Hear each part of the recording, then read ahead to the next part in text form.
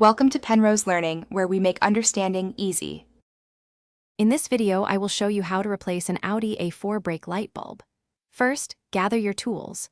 A flathead screwdriver and a new 12-volt, 21.5-watt bulb, often a 7506 or P21/5W type.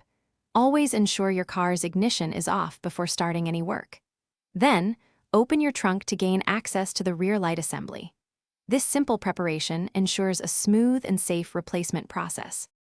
Next, you'll need to access the tail light housing. Inside the trunk, locate the small carpeted or plastic access cover near the light and carefully pry it open.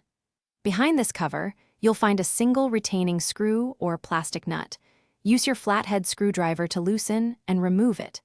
With the fastener out, gently pull the entire tail light assembly straight out from the vehicle's body. Now let's replace that bulb.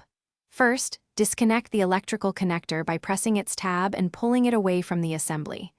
Then, unclip the bulb holder from the main light housing. You'll see the faulty bulb. Gently push it in slightly and twist it counterclockwise to remove it. Take your new bulb, push it in, and twist it clockwise until it locks securely into place.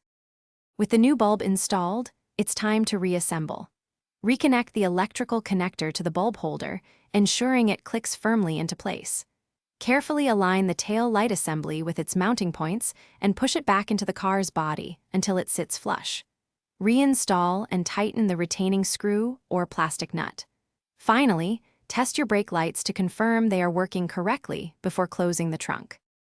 Thanks for watching. If this was helpful, leave a like and consider subscribing. See you next time.